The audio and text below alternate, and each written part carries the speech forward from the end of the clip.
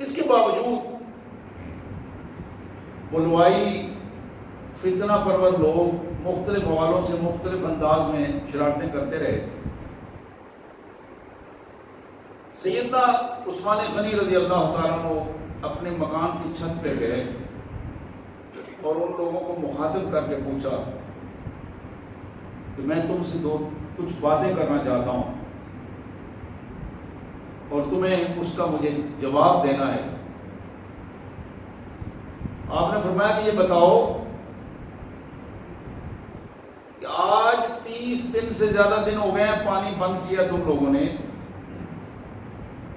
اور مدینہ منورہ میں تمہیں یاد ہے کہ یہ بیر روما جو میٹھے پانی کا ایک ہی کنواں تھا اور ایک یہودی کی ملکیت تھا، اور تم جانتے ہو کہ وہ یہودی مسلمانوں سے زیادہ پیسے لے کر پانی دیتا تھا. یہودیوں کو کم، کافروں کو کم پیسے پہ دیتا تھا، مسلمانوں سے دگنے پیسے لے کر پانی دیتا تھا اور اہانت بھی کرتا تھا. اور اللہ کے رسول صلی اللہ علیہ وسلم نے کئی دفعہ اس کا اظہار کیا کہ کاش اللہ تعالیٰ کو ایسا سبب بنا دے کہ مسلمانوں کے لیے پانی میں یہ آسانی پیدا ہو جائے اور بیر روما جو ہے وہ مسلمانوں کے ہاتھ آ جائے. تو آپ نے فرمایا کہ تم جانتے ہو کہ وہ بیر روما کس نے خریدا تھا، کس نے یہودی کے منہ مانگے دام دے کر، پیسے دے کر وہ خریدا اور مسلمانوں کے لیے وقف کر دیا کہ ہر مسلمان، ہر شخص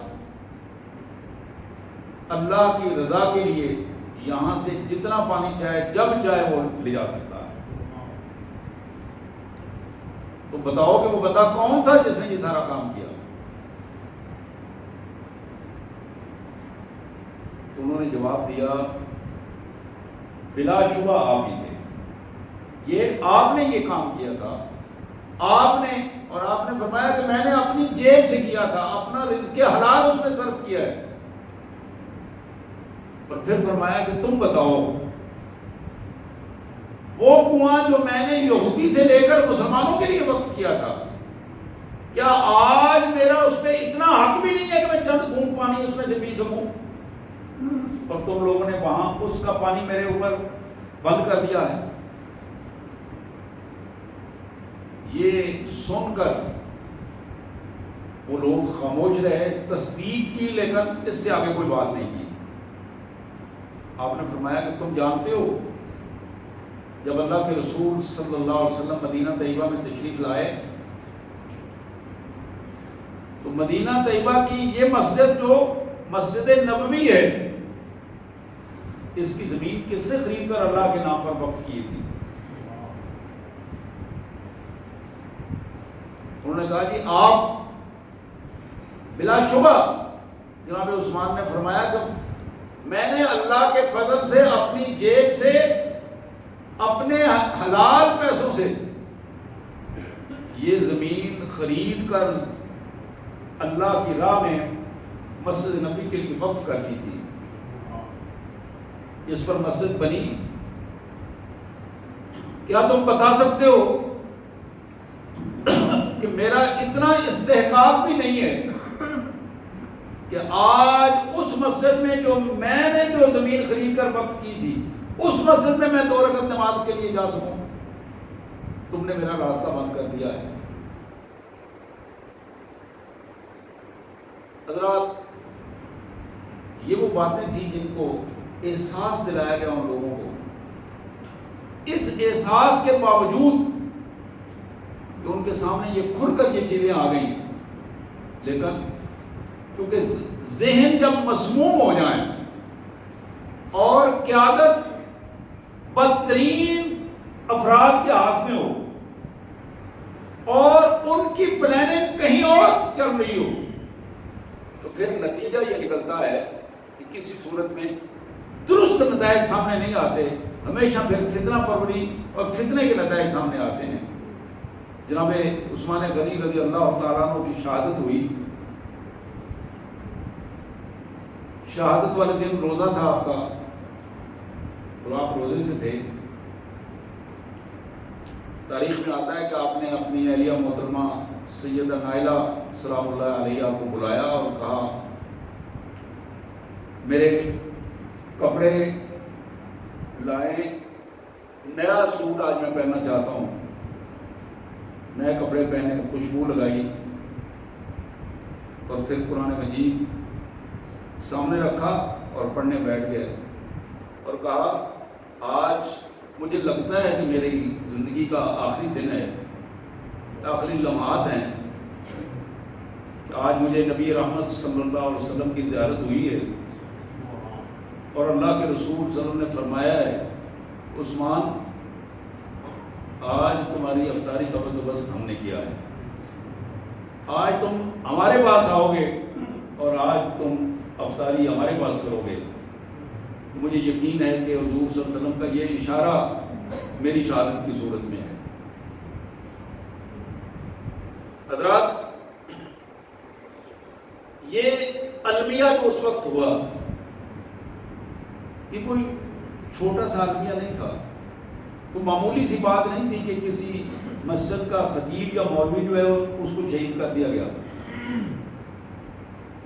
فاروق اعظم رضی اللہ تعالی عنہ کے دور میں اسلامی سلطنت ہمارے اس ملک سے 10-12 گنا بڑی تھی اور عثمان غنی رضی اللہ تعالیٰ عنہ کے دور میں اس سے بھی زیادہ بڑی ہو گئی. اتنی بڑی سلطنت کا امیر المومنین، یہ کوئی معمولی بات نہیں تھی. میں صرف توجہ دلانا چاہتا ہوں، آپ دیکھیں گے امت مسلمہ میں جب رخنہ اندازی ہوتی ہے، فتنہ پروری ہوتی ہے، امت جب گروہ گروہ بنتی ہے، ٹکڑے ٹکڑے ہو جاتی ہے، تو اس کے نتائج یہ نکلتے ہیں. اور یہ تسلسل کے ساتھ یہ کام ہوا. بعد میں پھر بنو امیہ کے دور میں، بنو عباس کے دور میں تسلسل کے ساتھ یہ چلتا رہا اور آج 56 سے زیادہ ممالک اپنے آپ کو مسلمان کہنے والے، لیکن یہود کی دستبرد میں وہ لوگ موجود ہیں. مسلمانوں کو کاٹا جا رہا ہے.